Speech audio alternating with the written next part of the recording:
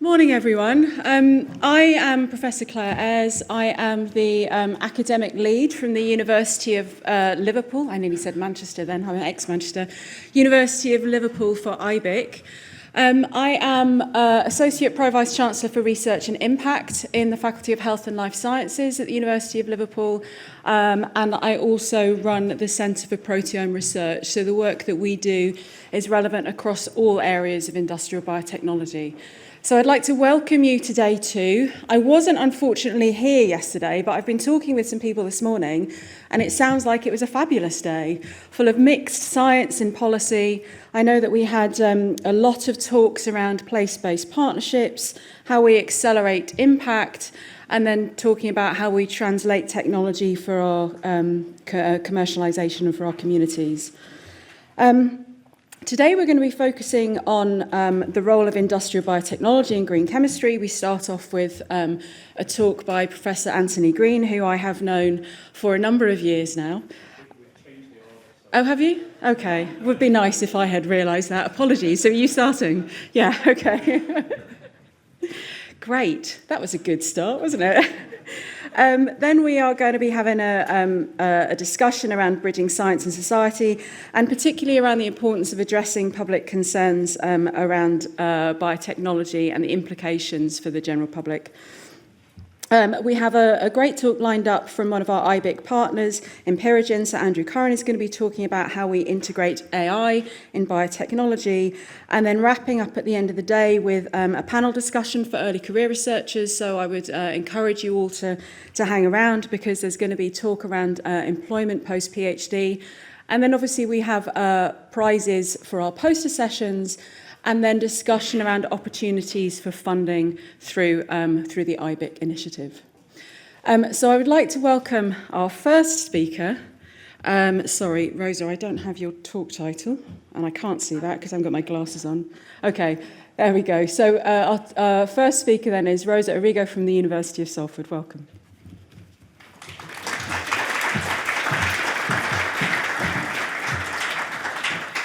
Thank you very much. So today I was already upgraded to pole position, so it's an achievement for today. Yes, my name is Rosa Arrigo, and I'm Associate Professor in Inorganic Chemistry at the University of Salford. And so first of all, I would like to thank the organizers for pulling together this incredible meeting, very interesting. And I feel my field is inorganic chemistry, in particular catalysis field, always a little bit tangentially related to IBIC, although you have catalyst in your name. And for today's talk, I tailored my talk focusing on some aspect of my research and giving some example that highlight some general concept for the utilization of carbon-based materials, and for particularly the design of carbon-based material in catalysis, including derived from biomass. So I would like to say a little bit more about who we are. I lead the Sustainable Energy and Catalysis Laboratory at the University of Salford, and our ambition is actually to contribute knowledge on an attempt to electrify the chemical industry. So we focus on electrolysis of water to produce green hydrogen, electrolysis of CO2 to produce fuels, and we basically make materials. Here is a selection of samples of materials that my students prepare. If I get how to make it work, nickel iron hydroxide, copper nanoparticle, and so on. So these are all the undergrad and postgraduate students in my group. And another beautiful example, yeah, that was the example I wanted to show you, which is actually an exceptional control of size and morphology of nanoparticles. Right, so what we are. I'm an inorganic chemist, but I'm also a synchrotron user, and our goal is materials by design. And what I mean with that is that we want to go a little bit behind the trial and error approach of making materials and testing them, but we want to actually design them and to make materials that perform better. And the way we do it, we go at the synchrotron at Harwell. I'm a visiting scientist there. And my expertise is in spectroscopy, including spectroscopy in operando condition. And what I mean with operando is that we can monitor the structural changes the material undergo as it basically under working condition. And of course, we collaborate with the electron microscopists there. You can see a TM picture, transmission electron microscopy picture of the particles we make. We collaborate with the computational chemists to make sense of our results and come out with a better idea of a material. So how this is related to bio innovation catalyst project? Well, here I try to put together an example of what the biorefinery is. And of course, we work on biomasses. We want to make materials that are more sustainable, to allow the manufacturing industry to work carbon neutral. And of course, catalysis has a role in this scenario. You think about tandem process in which bio processes like fermentation and so on are coupled together to catalysis to actually deliver the final product, bioplastic, biofuels. One of the examples here is the Siemens Evonik process. I don't know if you are familiar. They have used the CO2 electroreduction to CO2 syngas, CO plus hydrogen, and further use fermentation to produce, for example, alcohol. So I haven't heard so much lately about the progress, but they scaled up the process to pilot plant level. So it's possible. Now, the scope of this talk is to emphasize three aspects. That biomass can be used to produce, for example, materials, electrocatalysts. Thank you. They can be used to produce electrocatalysts. Catalysis can be used to reform or refine biomass-derived feedstock. And I also want to show you an example of how characterization techniques, and particularly characterization techniques, and this is why I focus today on this aspect, can help to deliver, to make better materials and to improve the process. Now, I will need to talk briefly about X-ray spectroscopy just to give you an idea, to put everybody on the same page, and I have to apologize in advance. I will show you spectra because this is my job. And then I will give you an example of meta-nanoparticle on carbon material derived from biomass, and where you can, hopefully I will show you that actually even there, with this complicated chemical composition, you can tune the properties, and the raw material needs to be chosen towards the application that you have in mind. And then I will talk about what's going on in terms of in situ operando approaches, particularly a diamond light source, take-home message, and final and future perspectives. Right, what type of spectroscopy I'm doing? It's X-ray spectroscopy. So we excite a core.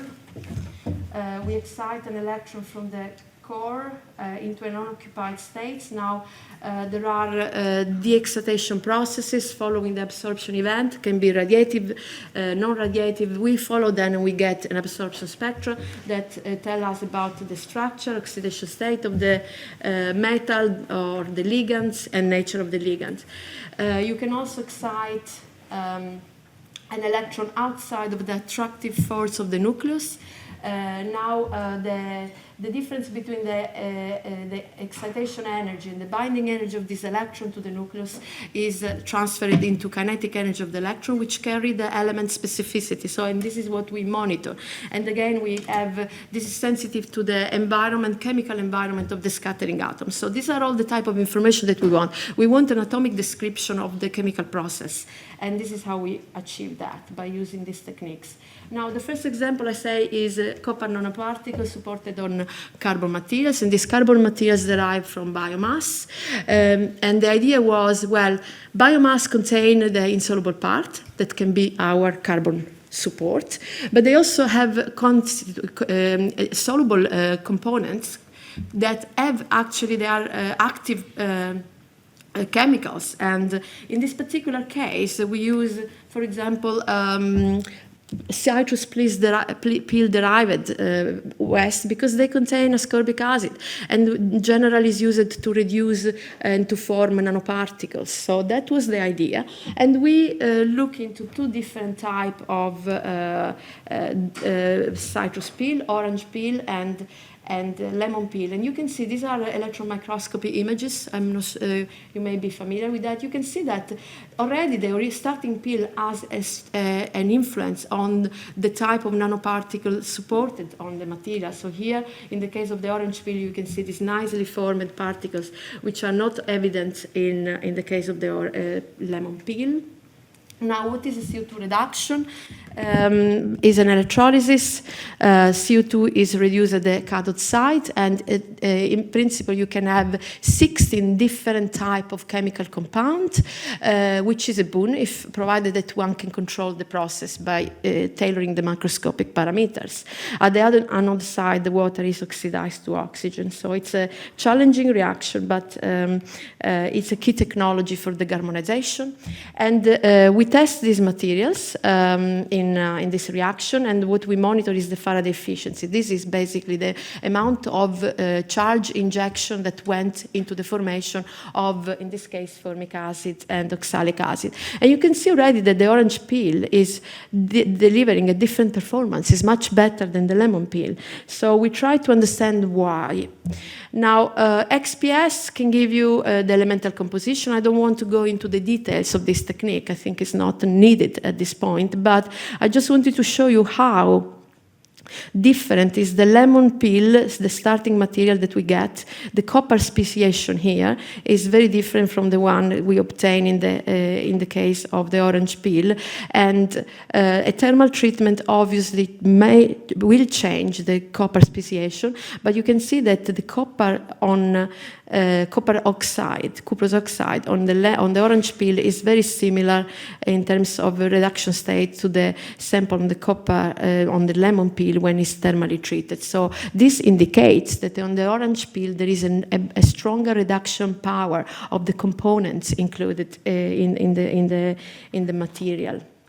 Now, a little bit further, we look into the carbon structure, and we can look at the C1s. So again, XPS here. So I don't want to confuse you too much with this kind of fitting. Obviously, we know what we're doing, but the message here is that we are able, with this technique, to identify at the atomic level the different type of carbon species that are in carbon materials. And of interest is this material here, which is the one that we tested, I showed you before the performance, that presents this component C1, which is a graphitic carbon site, which has now a defect, which is induced by the interaction with the metal. And of course, when you think about materials that are stable under the harsh reaction condition, you want to have this interaction. So this was our explanation, one of the explanations why this material is better.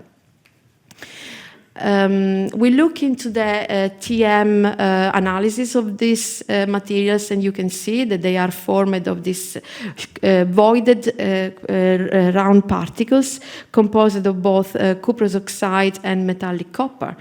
So we look a little bit further, and we look at the effect of support and the effect of the salt precursor. Here you have the copper sulfate, which was the best performing so far. And then we compare the system when we start from nitrate, we start from chloride. We look at the TM. Obviously, we did XPS, but I didn't include it today. And you can see, for example, that now the nanoparticles are encapsulated within the carbon matrix. And of course, they are not exposed. So this is another element. So the stabilization mediated by the carbon support, as well as the location, is very important when we choose the reagent to make our materials. So what we have learned that the choice of the biomass is an important element when we design materials, because we need particularly for electrocatalysis, we need electrical conductivity, so we need a material, a carbon that is reduced to graphitic to some level. We need also the templating effect of the soluble constituent. We look into the supernatant, the composition of the supernatant during the synthesis, and found that orange peel has a lot of antioxidants that can play that role, and of course the stabilization of the metal, which has to happen outside of the carbon matrix. Now, so we need to, I hope I demonstrate that interface is important, the interface between the metal and the carbon structure, and this will influence how, and this interface here will influence how the material react towards reagent, for example, in gas phase and in the liquid phase. So we need to care about that. I want to, the community, particularly the user community, is moving towards trying to describe at the atomic level the electrical double layer or any type of interface. In biology, you also have interfaces. And there are a lot of techniques, particular X-ray probably is not the best for enzyme because they are going to be killed, although I know that there are some as example, but for example, infrared, and you can basically interrogate all the vibrational, rotational, electronic properties and have a complete picture of what's happening in operando. So there are a lot of things going on. I have been working on the X-ray spectroscopy side, as I show you, but the idea is actually to move and to do a multi-length scale analysis. It means that to test the material with different techniques, having not only the atomic stick or local information, but also the more integral and also the imaging, the geometrical information that doesn't come with spectroscopy directly.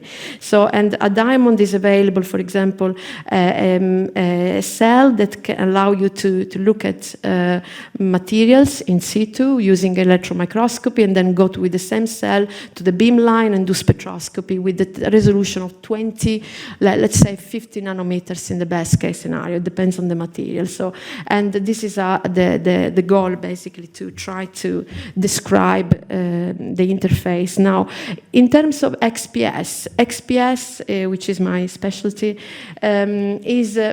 consists of detecting electrons, and electrons needs vacuum to be detected. So how it is done that you have high pressure in the chamber and make still analyze electrons? So this has been developed 20 years ago, before in Berlin, where I was, and Berkeley, and now there is a beamline at Diamond as well. So the trick is that between the high pressure analysis chamber, and actually you have the machine even at the University of Manchester, I have to say. There are lab source. Of course, synchrotron have some advantages, but the access is limited. Anyway, so what is the trick? Between the analysis chamber at high pressure and the electron detection here, there is a differential pumping stage, and the interface here is realized by a small orifice of 200 micrometers that enables the electron to escape into the vacuum, but no gases. So this is what made the trick. And back in Germany, I've been working a lot on developing a way to characterize polarized interface, wet environment. Following this, a lot of synchrotron around the world try to make their own setup. But the example I'm going to show you is with this type of cell. If you are interested in this technique, there are different types of cell with advantages, disadvantages, depending on the sample you have.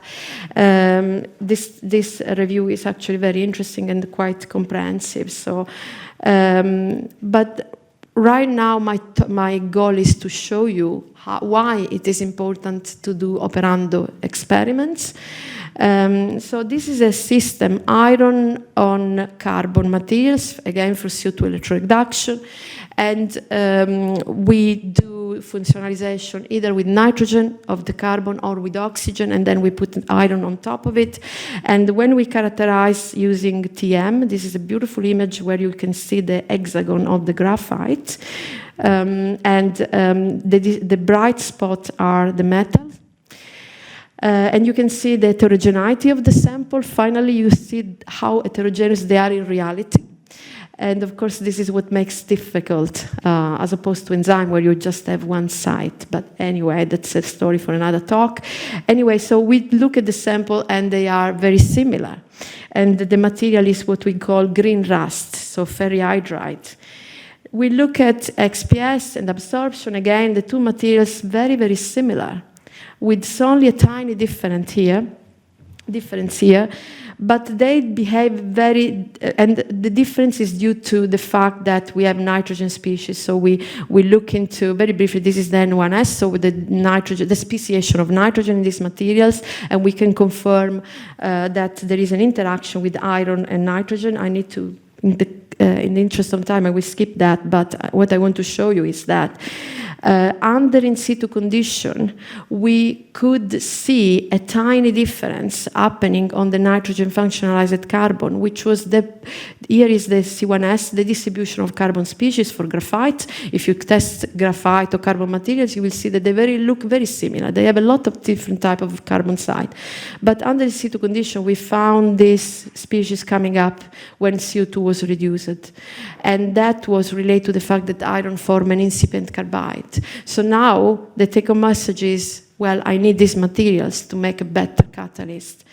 This is a TM image of graphene, atomic resolved. You can see the different type of iron, not only isolated, but also dimers. And in future, we are looking at figuring out what's happened with this site. So thanks to a lot of people that have contributed to this work, and they're keeping collaborating in Germany, Italy, Diamond, of course, my students, the Catalysis Hub. Thank you for your attention, and I'm happy to take any question.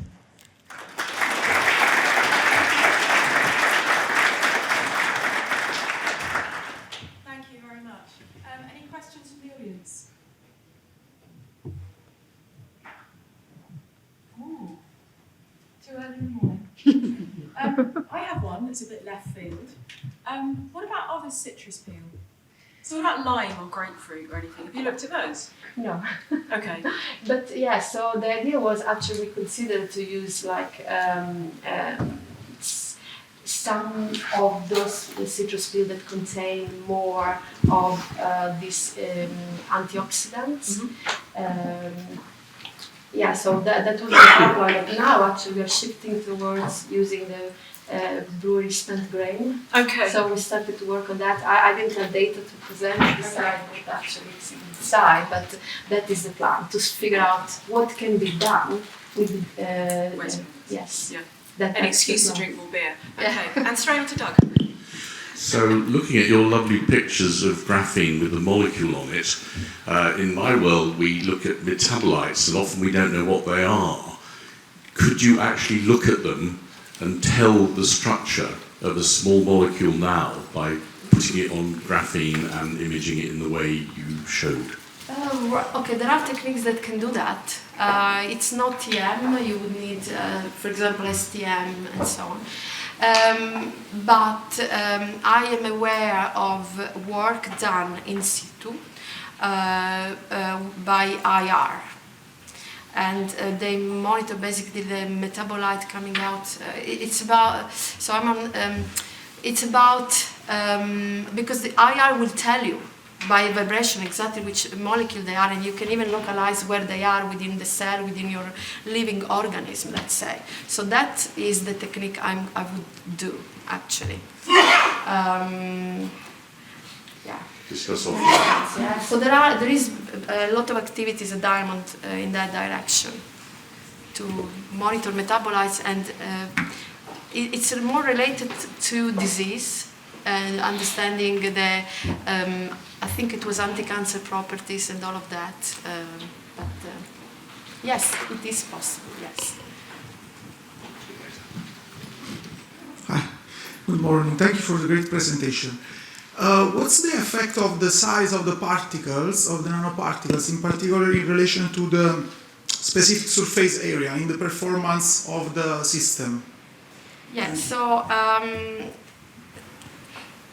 for copper, we know that if the particles are too small, they are not selective towards CO2 reduction products. They do hydrogen evolution because you would need plane. So this is why we tend not to go, in the case of copper, towards smaller particles. The same apply for iron. Iron is a special case in a way because it just produces too much hydrogen, including when you have isolated iron site. So I think, to answer your question, materials design is one thing, but to make CO2 reduction working, we need another approach, a completely different approach that prevents the transformation under harsh reaction condition, and we have learned that by applying these methods. Thank you, very interesting. So engineer can help. That's the short answer to that. It's not only materials problem. Thank you. Okay, thank you very much, Rosa. Thank you.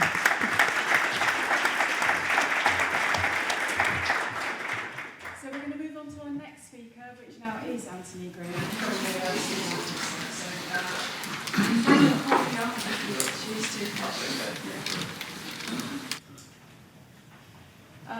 So Anthony is director of the MIB in Manchester, and he's going to talk about building enzymes with biofunction. Okay, I'll just get started while this is being sorted out. So yeah, well, first of all, apologies to Claire. Thanks for the introduction, but apologies for it's my fault the schedule got changed. It seems people get nervous if you want me to show up 2 minutes before the start of presentations. So yeah, exactly. I was never good at that. Okay, yeah. So So obviously it'll help on the slides. Or I'm able to change it. Are we just going to do it on click or? Sure, I'll do it for you. Yeah, okay, that's fine. Okay, yeah, so I'm going to share some, I guess, stories from my lab today. So I obviously, as I said, we're introduced, I'm basically at the Institute of Biotechnology in Manchester. My research group specialises and is focused in the field of enzyme design and enzyme engineering. And today I'm going to probably share maybe two or three stories basically around how we build and engineer enzymes for new and interesting functions. And so, this is, I guess, just an overview slide of kind of some of the research that my lab does. And so it's if you want to build new enzymes and new catalysts, you need to build new active site arrangements within proteins. And often these are side chains of amino acids, but they can also be prosthetic cofactors. We often repurpose natural protein scaffolds, but increasingly the field is moving towards kind of de novo protein scaffolds, and the reason why is because the artificial intelligence tools now to build proteins from scratch are extremely accurate. And I'm talking from a structural accuracy rather than a functional accuracy. And so it is becoming increasingly possible to develop bespoke proteins for bespoke tasks. Directed evolution is probably the linchpin of what we do as a research lab. We would love to be able to program enzymes entirely computationally. We just don't yet have the level of sophistication. We don't understand all the rules that are needed for efficient catalysis. But directed evolution, and I'll explain what that is shortly, is a technology which lets us overcome that, and we can optimize performance even in the absence of any mechanistic understanding. And we always, once we've completed the development of our enzymes for applications of interest, we do a lot of spectroscopy, we do a lot of structural biology. We're very fortunate in the Institute. We've got really outstanding colleagues who specialise in these areas. I get to team up with those guys. I learn a lot myself about those aspects of science, and they really help us understand how our enzymes work, and that helps guide future design processes. Here there are a few enzymes that we've developed shown at the bottom of the slide. I won't speak about these particular ones today, but I'm going to talk about some kind of newer studies from our lab. Next slide, please. Okay, so why biocatalysis? I think the first half of the presentation, I'm going to, I guess, focus on a large project that we've run with the Bill and Melinda Gates Foundation, or now called the Gates Foundation, for about 5 or 6 years now, and that's where we develop and use enzymes to solve challenges in global health. And so really the remit here is, we're guided by the foundation in terms of molecules that if we could drive down manufacturing costs would have a significant impact on the uptake of new and emerging therapeutics in kind of emerging countries, in undeveloped countries. And so it's from the Gates, obviously it's very much a philanthropic objective. Scientifically, it's really exciting and interesting. We get to move very quickly, we get early sight of molecules. And their funding model lets us start work on molecules extremely quickly, and that's really helpful. So why are they interested in biocatalysis? So I'll just go through a couple of the reasons why. So the first thing to say is that biocatalysis is now widely and routinely used across the chemical sector, like very, very prevalent in the pharmaceutical sector, increasingly in the agrochemical sector. But certainly, if you're looking at making and producing high value molecules, biocatalysis is certainly something that is worthy of consideration and is certainly embedded within many pharmaceutical companies. Some of the reasons why: the enzymes are extraordinarily efficient. They have very, very high catalytic proficiencies. They also can achieve selectivity outcomes that are not possible with any other types of catalyst. What this means is that as an organic chemist, you can devise new routes which allow you to get significant gains both in step economy, which is really important in terms of driving down manufacturing costs. But you're also producing molecules of enhanced purity. You don't require complex separation steps because of the purity of the molecules are coming out. And so what this means is that biocatalysis has over and over again shown to be a scalable technology for producing high-value products.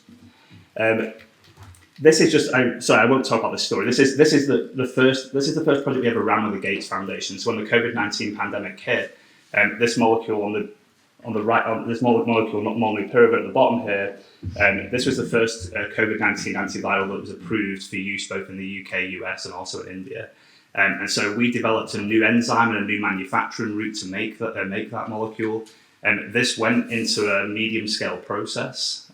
Then the molecule, unfortunately, the enzyme is actually remarkably efficient. But because of the second round of clinical trial data, molnupiravir wasn't as effective as initially thought, and so it became a used but very low volume drug, and so there was no need to uptake that manufacturing route. Okay, so next slide, please. Okay, so I'm just going to talk about briefly how we work with the Gates Foundation. Okay, and so what happens is we're guided by them on the target molecules, and so literally we start projects where we say, okay, well here's the molecule that we need to manufacture. We might just have to click if that's okay, because I'm a big fan of animations, it seems. So maybe two more. Yeah, that's good. Okay, yeah, so then internally we're basically doing enzymatic route design. So really, like for an organic chemist, we would call that retrosynthesis. We're then discovering new enzymes. We're actually now just started a program where we're doing full de novo design of new enzymes if the chemistry doesn't exist in nature. Thanks very much. Okay, once we've got the activity of interest, we're then going to engineer and optimize those enzymes so they have the catalytic properties that are required for process-like conditions. We internally demonstrate reactions on up to gram scale or tens of gram scale. We then partner, we're not specialists in the scale-up aspects. We partner with CMOs and other organizations to then take those biocatalytic routes all the way to scale. Okay, so this is the molecule that I think we're currently working on about 4 or 5 different molecules, but this is the one that's of probably highest priority at the moment to the Gates Foundation. This is lenacapavir. It's a marketed therapeutic for the treatment of HIV, and it's a capsid inhibitor. Okay, the great thing about this molecule is that you can administer it once every 6 months. And if you're thinking about one of the things to consider when you're working in the global health sector is basically is patients' adherence to their medical regimes. What you don't want to do basically is have kind of poor regime, so basically where you miss medications day upon day. So if you can dose every 6 months, that is extremely, extremely valuable. Okay, the downside to the molecule is that for a small molecule, it's really, really complex. This is much more complex than an average therapeutic. And so the problem with that is that obviously where we want to be using this molecule is in regions of the world where HIV is prevalent, but the costs are just simply too high. So this is why it's such a high value target for the Gates. If we can drive down that cost, that was going to promote the uptake of the technology. You can see it's a complex molecule. You can largely split it. I can talk about all aspects of this, but you can largely split it into 3 segments. The segment I'm going to talk about is this central segment, this chiral amine fragment, shown on the board here. And this was kind of our synthetic target, basically, for enzymatic chemistry. There are routes to this molecule, they're not good. It's to make the chiral amine, and you have this really complex 4-day-long recrystallization, which is really not reproducible. And so we're going to basically use enzymatic chemistry to resolve that. Okay, so there's the current route. What we're going to do is use a pretty well-trodden class of enzymes called transaminases. I'll explain why academically this project was specifically interesting, despite the fact that academics are well-trodden enzymes, they're very widely used. But what they let you do is they let you go from simple ketone starting materials, and this ketone is accessible in 2 steps in scalable methodology, and convert them very efficiently to chiral amine motifs. And what they use is this amine donor, and the ideal amine donor to use is isopropylamine. It's very cheap, it produces acetone as a byproduct, and you can just evaporate that acetone after the reaction. Okay, so what was the challenge of this? Why did we need to kind of come to a specialist biocatalysis lab? Because transaminases are commercialized all over the world. You can buy transaminases from many, many vendors. The challenge is that this is an extremely sterically demanding ketone for transaminases. Normally these enzymes want to work where you have kind of a methyl group on one side of the ketone. As you can see in this case, you have these 2 bulky motifs. There are some enzymes known that can tolerate that, but the problem in this case, actually, I'll explain in a second, is one of those bromine substituents makes it extremely difficult to do this reaction. And so we evaluated a panel of 500 engineered natural transaminases from all kinds of vendors, the big enzyme suppliers, and there was 0 activity. And this is kind of where we're a specialist enzyme engineering group, and that's where our hopefully skills can come in. Although I should say that starting directed evolution from 0 is not something that we take on very often ourselves. Okay, but anyway, we needed to get this done basically. So we we have, say in this case, no starting activity. So what do we do? Okay, what we have here is this is the enzyme we ultimately move forward with, this dimeric enzyme TA25. We need to see how far, if you want to start evolution from nothing, you want to know how big is the task you're trying to overcome. So what you can do is you can do I would call this a substrate walking approach. So you can start to strip off some of the functionality of the molecule and see how much work are you asking evolution to do to unlock the activity. And so we were encouraged by the fact we had activity towards this slightly simpler, we stripped away all the halogens. You can introduce the difluoride motif, that's not a problem. You can introduce this bromine substituent. We still have trace activity, but it is really trace. The real problem is this second bromine. Okay, and so at least we know that we're asking evolution to free up sufficient space for this additional bromine substituent, so it's hopefully not an insurmountable task, and then we can start going through evolution. Okay, so TA25 is a target. We need to unlock this activity. I just want to kind of give a very brief one-slide overview on directed evolution. This is the go-to way of optimizing enzymes and enhancing enzymes to do all kinds of jobs. Okay, so what we're going to do is we have a starting gene that encodes for a parent enzyme. We introduce mutations into that gene, and you can make very, very large libraries of mutated genes. That's very simple. The trick of evolution is that when you transform cells with this library of DNA, each cell is only going to take up a single piece of DNA. And what that means is you can get spatial separation between your library members, which you then have to maintain throughout the rest of the workflow. And you normally do this by arraying variants into 96 well plates where you grow them and you assay them. You keep your best hits and you isolate those characterize through sequencing, and then you just cycle around this directed evolution pipeline, applying your selection pressures of interest until you get the performance that you're looking for. We're very fortunate in the Institute of Manchester. Evolution is complex, it's challenging, it takes a lot of infrastructure, it takes skilled researchers as well, I should say. We have really great infrastructure, we've got a great team of researchers, and so we're very well equipped as an institute to take on these challenges. Okay, and so just a very brief overview of the evolutionary trajectory. We couldn't just leap to the reaction we were looking for, we had to take a sort of stepwise approach. The key challenge was getting that bromine in. So what we're doing initially is screening in the reverse direction, which is technically easier in the transaminase case. And after we basically established evolution screening on this particular substrate, we introduced 2 mutations in the first round. We then, in the second round of engineering, introduced the additional bromine substituent. Again, we're still going in the reverse direction because the activity is not sufficient to go in the forward direction at this stage. At this stage, this was the first time it was TA25.4 that we got a detectable activity in a desirable transformation. Therefore, we can start to move in the direction that we really want to be screening for, which is in the forward direction. And just a quick characterization of this TA25.6. We start here from 0 activity. This is the desirable reaction now using isopropylamine. And you can see that over rounds of evolution, we can start to improve that conversion. At this stage, we have other considerations. We have to get to process, and so we have to start considering substrate loadings, DMSO concentrations. That is the beauty of directed evolution, is you can vary your selection pressures. And so we now start to increase all of those pressures. So the next round of evolution, we introduce an additional free mutation. We're now at increased substrate concentrations. We're going to go further with this in the following rounds. Here's the performance of TA25.6 at 10 millimolar and 20 millimolar substrate concentration. You can see you introduce those free mutations. You can see the dramatic leaps that you can get per round of evolution. We've just finished round 8. We've again got significant increases. We're now at 50 millimolar concentration. So you can see how you can just gradually walk the enzyme to where you want it to go. And this particular technology is now going to be uptaken by a company in India, we're fairly sure. And so we'll work with those guys reasonably closely in conjunction with the Gates Foundation to kind of try and take this all the way into process. Very importantly, from our perspective, we have to publish all of this work. So this is all under an open access agreement. That's important to me. It's important to everyone that works for the foundation. And so even though we're going to work with companies, the work will all be published. And that lets anyone take up that work in the future. So, okay. Oh, sorry, I forgot. The enzyme is also really selective. So,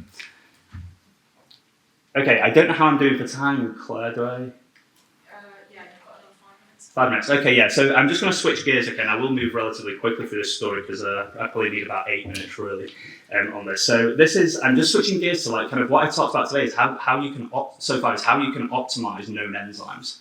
Okay, so the transaminase mechanism is known in nature. There's lots of types of chemistry that nature doesn't do that organic chemists would like to carry out routinely. And one of the big examples of this would be a class of reaction called nucleophilic aromatic substitution. This is amongst the most prevalent reactions used in the pharmaceutical industry and certainly in the agrochemical industry. It's really the top. When you look at the bar charts of like reactions, we're really looking at the top 2-3 types of reactions that are used. Nature does not do this type of chemistry. And so what it lets you do is it lets you couple electron in a very modular way, electron deficient aryl halides usually, with a wide variety of nucleophiles. So you've got this really versatile convergent way of making molecules. Okay, so you can build molecular complexity. Normally, in industry, you don't catalyze these reactions. You basically treat them dipolar aprotic solvents, strong bases, do the coupling reactions. Works in many cases, but there are many cases where this doesn't work. Okay, so you have to remember if you're not catalyzing the reaction, there's a limit to many reactions are not energetically accessible in an uncatalyzed format. Molecules will fall apart because of the forcing conditions required. And of course, if you're not catalyzing the reaction, you can kind of forget about selectivity. So you're not going to get any stereo control in reactions. You're not going to be able to overcome intrinsic biases of how molecules react. Okay, so basically because of this, we decided we'd try and design or develop an enzyme to do this. And this is kind of where most of my group work is trying to build entire new active site architectures. Where do we start? Okay, so it's a bit of a long story, okay, but I want to just very briefly talk about where the starting basis was. We developed this enzyme for a Morita-Bayliss-Hillman reaction in 2022. This enzyme is for a completely different reaction, but it has active site features which in principle could accelerate the SNAR chemistry. So I'm just going to point out the 2 features. There's a catalytic arginine, this 124, and guanidinium ions have been shown in organic synthesis to accelerate SNAR reactions, albeit to a marginal degree. But this arginine sits right adjacent to an aryl binding pocket, which can bind electron-deficient aryl systems very effectively. And so we wondered if we could repurpose that feature to do SNAR chemistry. Okay, so what we're going to be looking for, we're going to use this as a model reaction. It's a carbon-based nucleophile. We've got the electron-deficient aryl halide. And we're going to try and achieve this reaction to make it's a prochiral nucleophile, so we're making, in principle, 2 mirror images of the molecule. And we're obviously going to try and develop efficient systems to make a single mirror image as an initial proof of concept. Oh, sorry, I should say. Yeah, so I'm going in the wrong direction, sorry.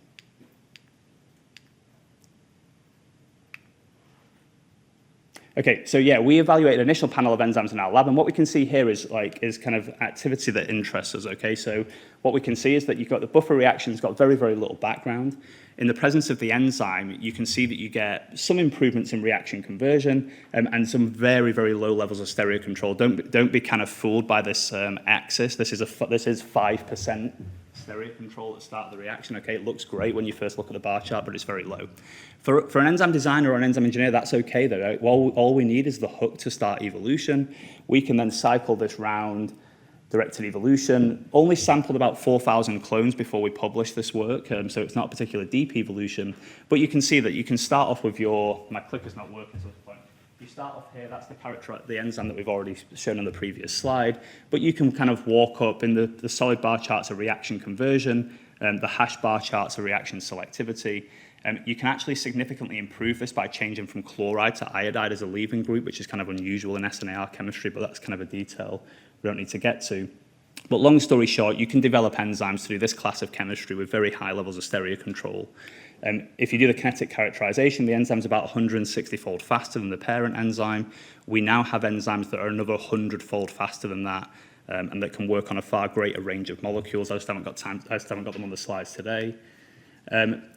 When you develop new enzymes like this, they don't typically only do one job. It's important that we show that they can do a range of SNAR chemistries. So we can couple a range of carbon nucleophiles. We can achieve regio-controlled, stereo-controlled transformations.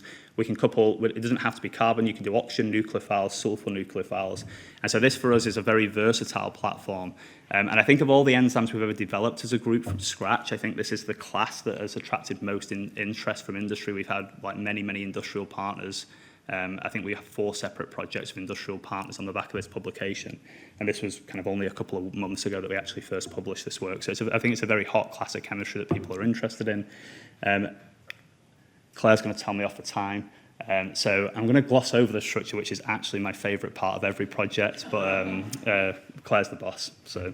But I do want to say the main slide, basically, which is a huge thank you to my acknowledgement to the research group who really do everything. So they have ideas, they execute the ideas, they draft publications, they really drive everything we do, and they're a fantastic group of enzyme engineers, organic chemists, structural biologists, and they do an amazing job.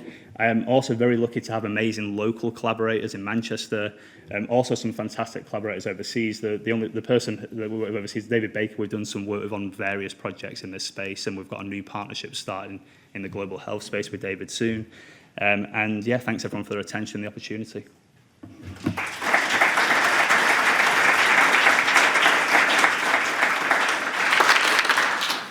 We've got time for one quick question for Anthony, if there is one. Otherwise, you can get his next cup of coffee. I do have one quick one. How many times has directed evolution failed for you?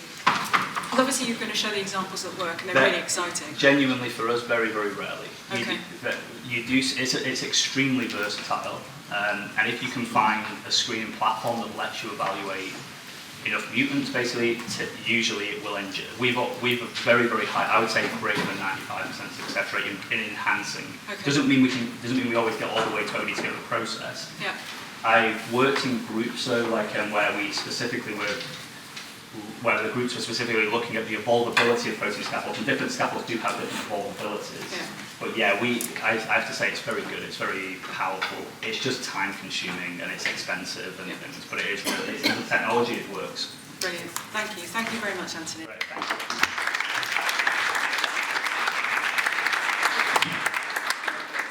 Speaker of this session is Sadia Sarwar from the University of Salford. Welcome. You have a very long title, I won't read it out, I'm sure you're going to do that. Thank you. All right. Good morning, everyone. I'm Sadia Sarwar from University of Salford, and it's a pleasure to talk here today about my research. We work primarily on acetyl Xylan esterase, and we are interested in breaking down biomass and enzyme engineering. This session is obviously on biocatalysis, and University of Salford is linked with a brewery called Larkhill Brewery, which in process of making beer produces beer spent grains. It's a huge source of biomass. Our brewery linked to the university produces 200 kilogram dry weight of grains per cycle, and that extrapolates to a huge number of metric tons of beer spent grains produced in the UK alone.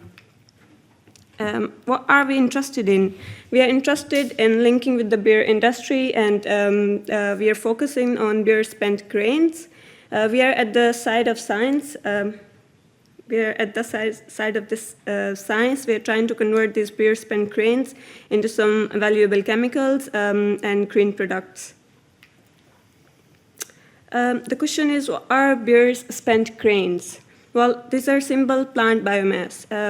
It consists of hemicellulose and cellulose. You can see a large fraction of protein here, the primary destination of which is animal feed. But what are we doing with this cellulose and hemicellulose? These are sugar building blocks that all plant cell walls are made up of. What are we doing with that? These long chains of sugars contains variable number of carbons, carbon 5 and carbon 6 in hemicellulose and carbon 5 in cellulose. You can see quite a lot of top 10 biochemicals that can be derived from these plant-based products. So hemicellulose and cellulose from beer spent grains can be converted into industrially valuable products. So this is waste valorization. This is generating value from waste, from cellulose and hemicellulose. But the question is how to turn these wastes into wealth from berry to chemical plants. How? Well, this slide gives a large overview of present technology. Plant biomass is difficult to break down, not only into the polymers that we're interested in, but also repeating units that make up those polymers. So presently, there are physical and chemical methods that have been used, which uses acid extraction, solvent pretreatment. There might be physical methods. Perhaps greener and more efficient is combined pretreatment. And I'm particularly interested in enzyme and chemicals mixed. But we have to be aware that if we are combining both enzymes and chemicals, we are asking our enzymes to work with the chemicals. There might be acid pretreatments, there might be solvent pretreatments. So we are asking our enzymes to work in those conditions. So what are these biological catalysts? You can see that say that black line in the background. You can think of it as a long chain of polymers, of chain of sugars that we are interested in here, xylose. They repeat and join together. It is where we get our biochemicals from. But these are not alone. There is lots of side chains and cross-linkings. You see in green, red, and blue. And the enzyme I'm interested in is cutting these red bits here. It's cutting these acetyl groups that gives greater access to the enzyme to chop up this large polymer to the individual sugars. So all this chopping up of cellulose and hemicellulose, producing Xylan and xylose at the top and giving all these bunch of products. Hemicellulose is variable. It can be Xylan-rich, it can be arabinin-rich, giving us arabinose, or galactose-rich, giving us galactose. And my focus is on Xylan at the minute. Well, ultimately, breaking down all these chains will give us sugar-derived building blocks that will enable us to make chemicals from these chemicals from a green resource, chemicals that are in demand by industry to make a range of products. Well, first of all, what its worth is. I mean, just from hemicellulose, if we just look at furfural, talking by 2030, there is a market value of over $700 million by furfural only.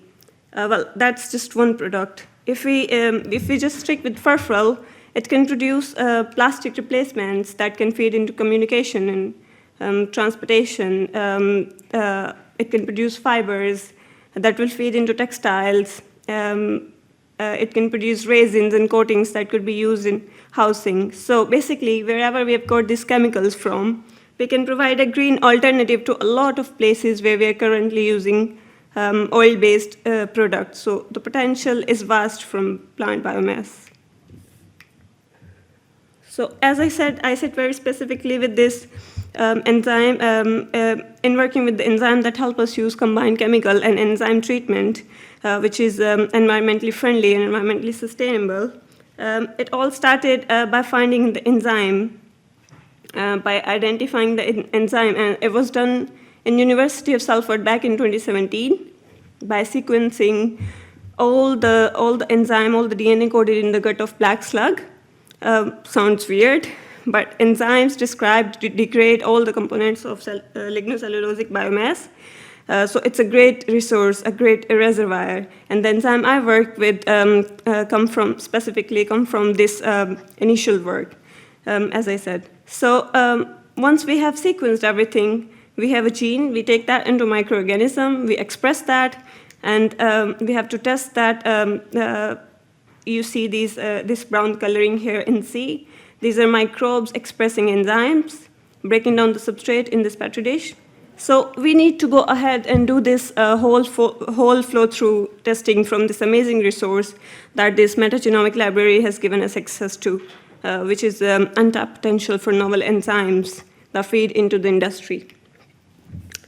Well, most of you will be aware of the enzymes working in optimum conditions. So how can we make our enzyme work in harsh industrial environment?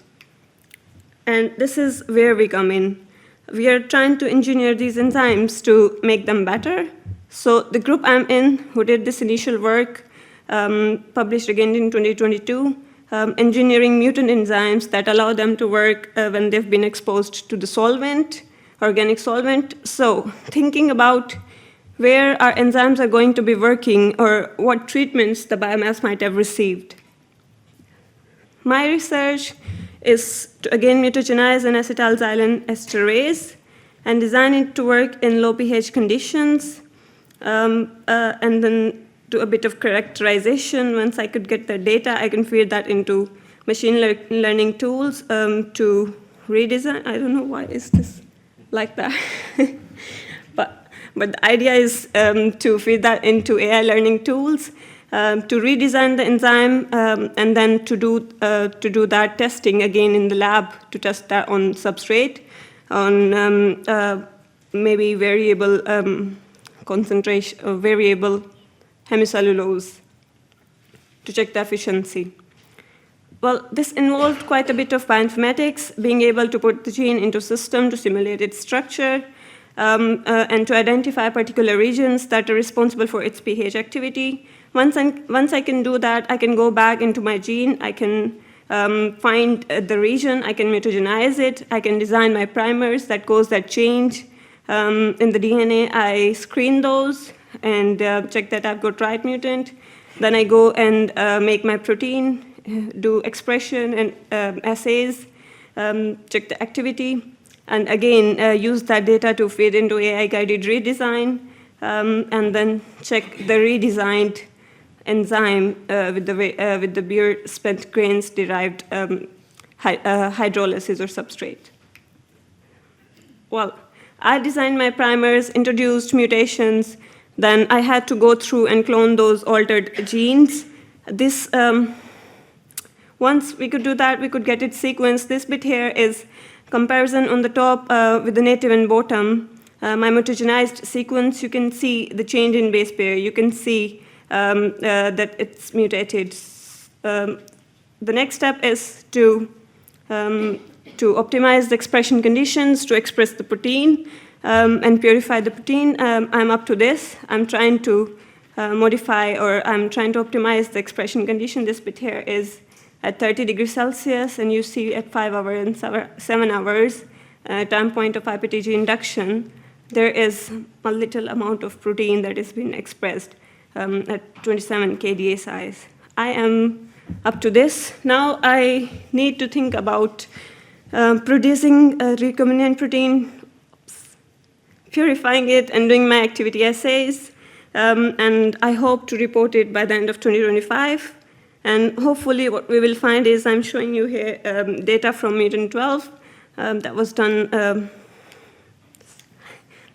by Henry in 2020, published in 2023. This is mutant 12, and this is activity performance of mutant 12 in ethanol in black and methanol in gray. And you can see that compared to the wild type, it retained its activity. Now, if we have a double mutant with both the solvent and pH tolerance, we start to produce enzyme that can really help us optimize the output. And what we want is, we want a greener industry, a decarbonized industry, a sustainable industry, and we hope we're developing sustainable biotech solutions to help industry achieve that aim. And for a brewer, your waste that would go to landfill can be valorized. You can get value from it. You can make money from it. And industry will reduce its carbon footprint and its reliance on fossil fuels, as these chemicals come from greener resource. In the end, I'll say special thanks to my worthy supervisors and all the amazing people in my team. Thank you very much. Thank you.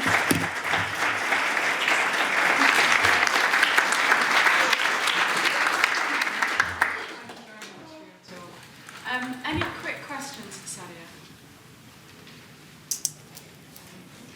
No?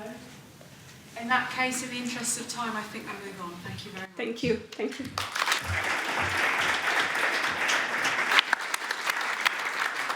So the next speaker is also from the University of Salford, down in Wales. Okay, so my project is a good example of how, well, my slides, sorry, are a very good example of how no researcher is in an island. You may see some similar slides to ones because I'm obviously working closely with Sadia, and we've got Jess here as well, who will also provide information. So what I will do is when I get to those, I'll gloss over. To set expectations, I'm a first year PhD. All right. I'm not at the end of my project, okay? So, data will be minimal, also because of IP. It's worth some money, so I'm keeping that tight. Okay, so my project. I'm working with brewing waste, right? For those of you who are very familiar with beer, I'm sure I'm in a room with enough people, that is barley and hops. As Sadia has explained, that's often put in the bin or given to farmers. What if we can find the third option? So, we're really lucky at Salford. We have access to a brewery, so we have our substrate on hand. Extrapolating the waste data from there, we're able to work out that it's about 94 million tonnes of brewing spent grains per annum across the UK brewing industry. That's a lot, but really need to visualise that. That works out as about 30 African bull elephants per minute, just to give you a really visual idea of how much that is. Sadia's explained very well with this, but essentially I'm working on about 70% of that brewing spent grains. I'm interested in the hemicellulose, the cellulose and the lignin, and the chemicals that we can extract from that. In cellulose, I'm looking at furfural. That's worth, as explained, about 751 million USD by 2030. Within lignins, the chemists in the room will understand that is basically the holy grail of bioengineering, to find something that will break that down. For me, it's a stretch goal. If I can find something, I can get it working, that'd be great. I want to be looking at benzene. Value for that, 121 billion. Heck of a lot of money. Now you understand why I'm keeping my data tight. You know, I wouldn't mind that in my pocket, but, you know, we'll see. University will probably take most of it. So you understand what a complex job this is. This is an example of the lignin molecule.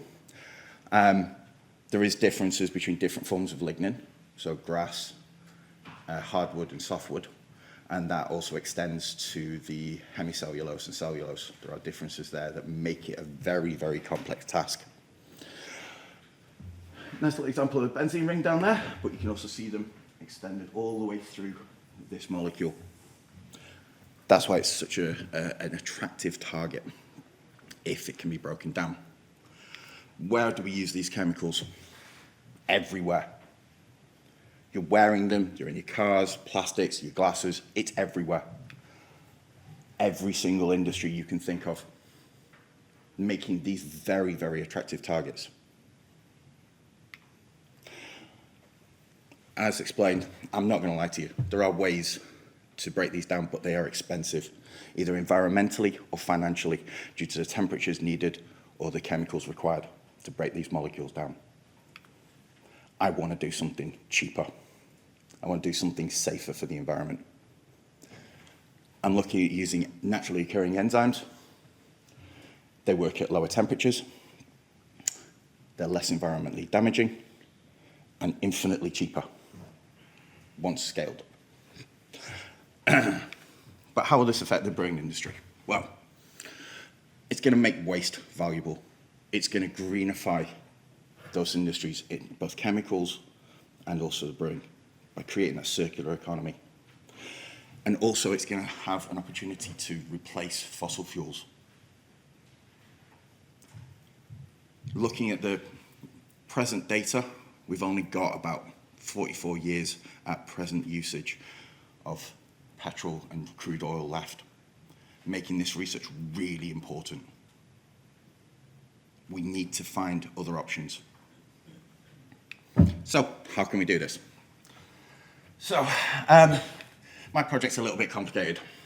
I'm looking at 2 different pathways in. In silico, I'm analyzing enzymes that have been theorized to work on lignin, hemicellulose, and cellulose. And I'm also growing mushrooms on that brewing substrate so that they can produce wild-type mutant enzymes specifically for that brewing spent grains. I'll be taking that and working in the lab and essentially running a race, testing those against that substrate to find which one works the best, and then optimizing. I'm essentially responsible for this part. Industry can build beyond that. So, anybody from industry who wants to give me some money, I'm here. Come talk to me. So, where am I sourcing these enzymes from? Fungi, wood-feeding insects, and bacteria. There are lots and lots of potential targets.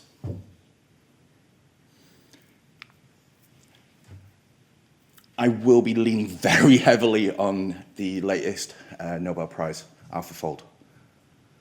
I'm able to take enzyme data, the actual sequence, and turn it into 3D models that I can then use to interact with. That simplifies things. It makes it cheaper for me to do all of this testing because I'm not having to actually produce enzymes for me to narrow down my search window. I can do it all in the computer.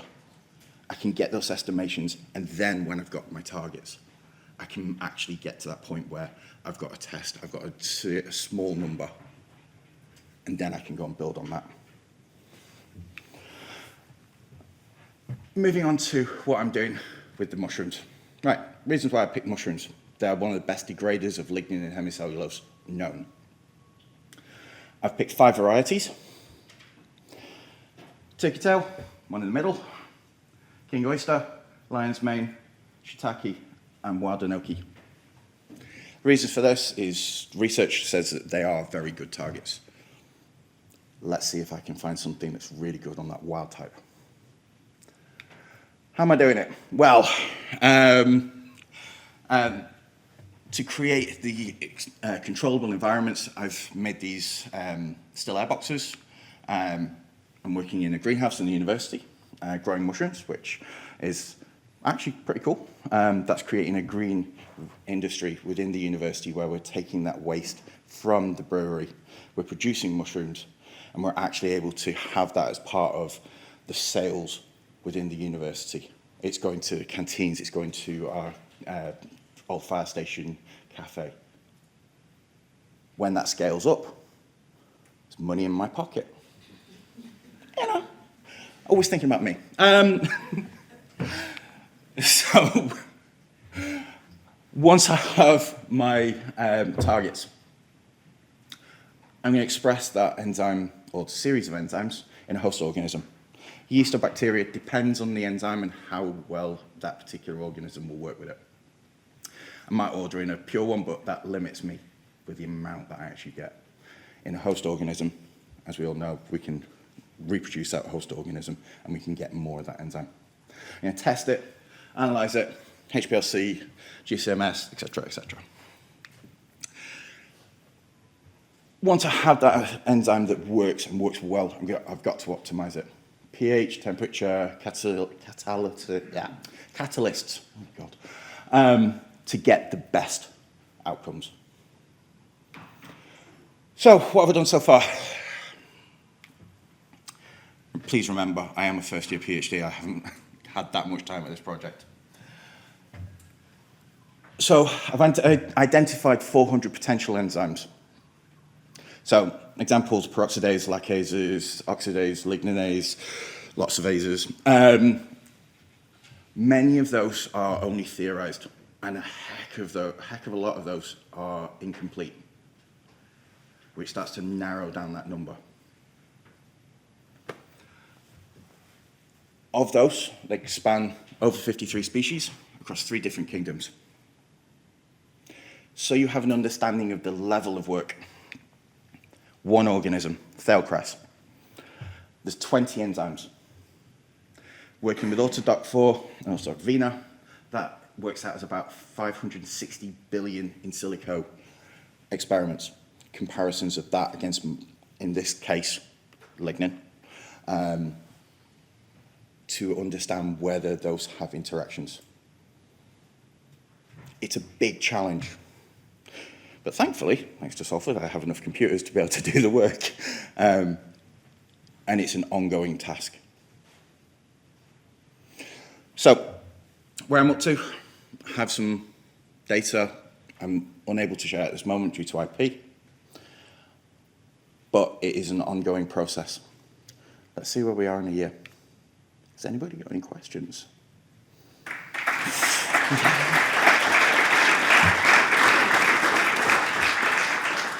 you, Danny, for talking you through your project so far and your sideline in mushroom growing. Any questions for Danny? Yeah. So this might be a bit of an ignorant question. That was very interesting. But some of our substrates are quite insoluble, and I imagine seeing goes for lignin. Can you, sorry. So I imagine lignin is quite insoluble. I am aware that you can sulfate it to increase its solubility. When you're moving to sort of in vitro, are you thinking about sort of the conditions you're going to require? Because obviously if you sulfate your substrate, you're going to change the binding and the substrate binding, so you have to change your enzyme. Is this sort of, or I know you're very early on in the project, but is this sort of things you're thinking It's something that I need to be aware of, and it's something that is a challenge and might actually guide some of the use beyond that. At the moment, I was looking at essentially working directly on producing the enzyme and then applying it that. The solubility part has come up as we talked about it yesterday as a question, and I thought it's not a hurdle I've quite crossed yet. But thank you for the conversation yesterday. That's given me a lot of pause for thought. No, it was very interesting. Thank you. Oh, thank you. Anyone else? I have one question, and this is out of complete naivety. I know nothing about lignin. So you were talking about using barley and hops, yes. Right? Are the enzymes that are required, you think, to break down lignin in those two, for example, do you think they're going to be different? So they're both, from what research shows, they're both grass-type lignins, so they should have very similar. If I was to use things like, if softwood lignin is awful to work with, it's cross-linked all over the place with the hemicellulose and cellulose, so to try and break that down, very, very difficult. Grasses, thankfully, really aren't in comparison. So, yeah, they should be the same. All right, if there are no other questions for Danny, then we'll thank him one last time and draw this session to a close. Yeah, thank you.